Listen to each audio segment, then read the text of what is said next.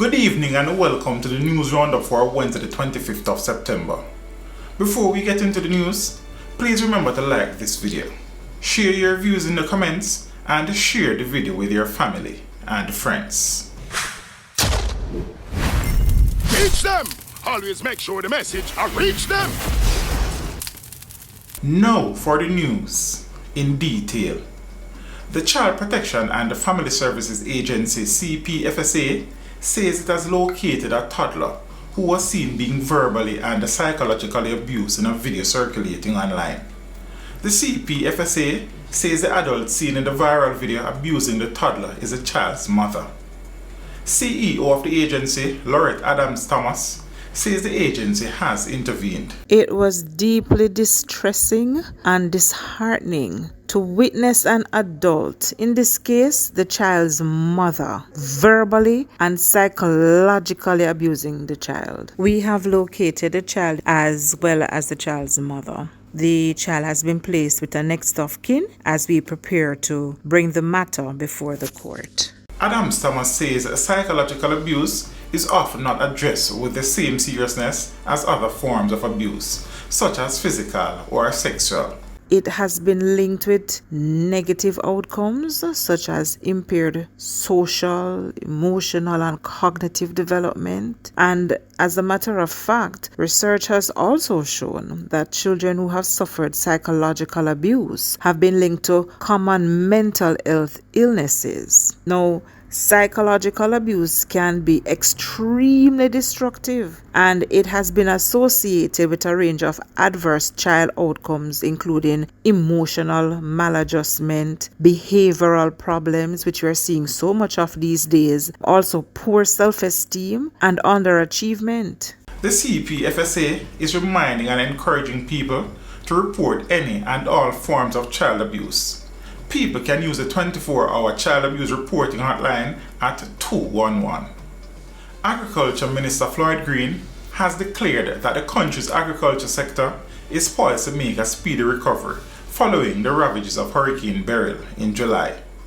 He said the government has pumped an additional $1 billion into the sector to assist the farmers in the replanting exercise.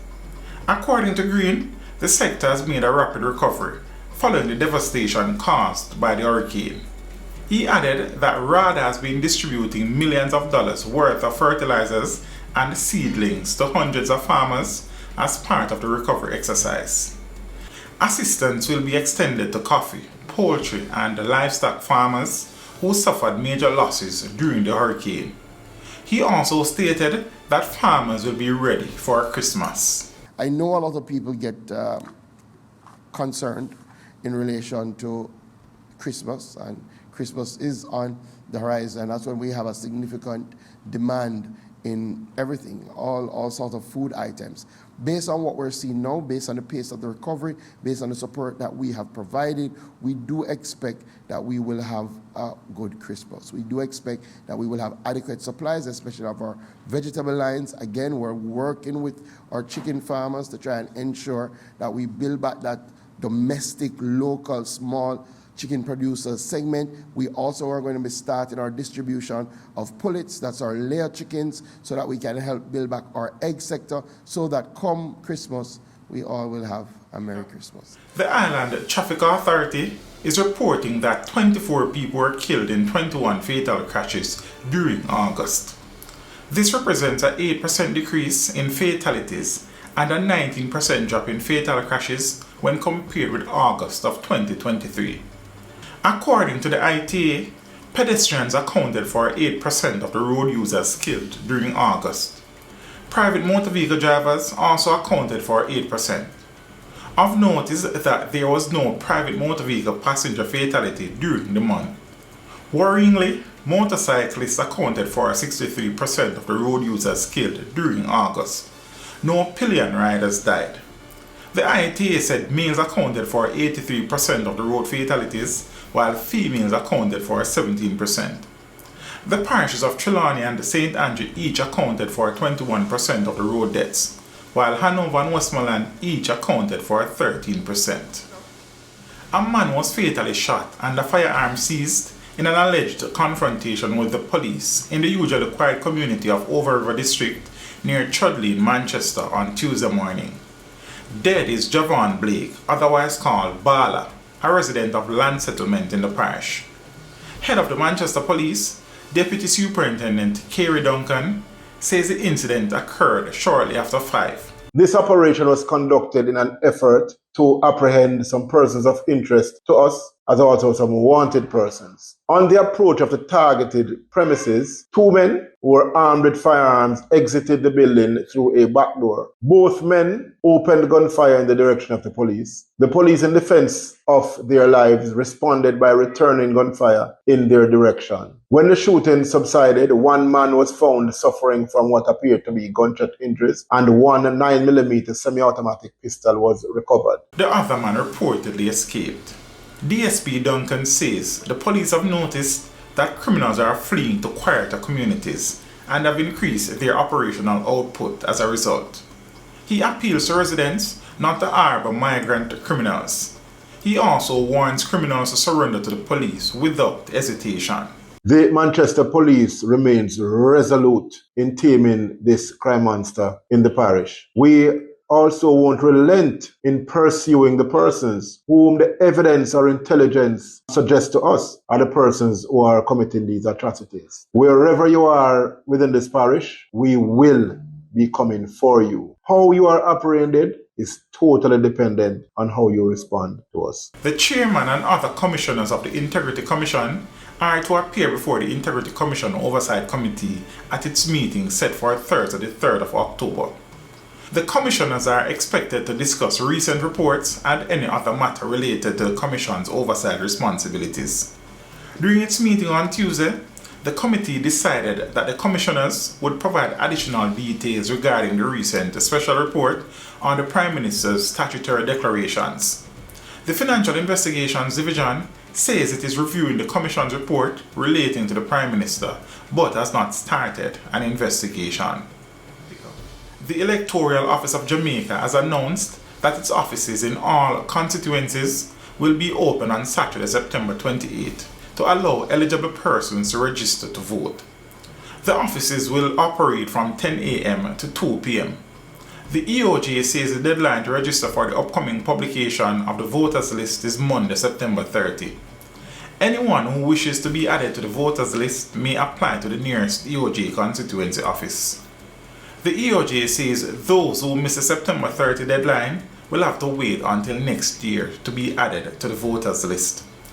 Prospective electors are being advised to wear bright or dark colored clothing to facilitate the process of taking their photographs. Persons already on the voters list are being reminded not to reapply. The EOJ says registered electors should also use the opportunity to collect their renewed voter ID cards. School administrators at Bustamante High School in Clarendon are facing another setback after fire gutted 2 computer labs around 1 a.m. on Tuesday. Several computers, including laptops, as well as the building were destroyed in the blaze. Board Chairman William Shaguri said the fire is the latest in a series of unfortunate events, including theft and vandalism, which have affected the institution. While suggesting it may have been an electrical fire, Mr. Shaguri said he is expecting a thorough probe from the police, the Jamaica Public Service Company, and the Education Ministry. Teaching and learning have been moved online.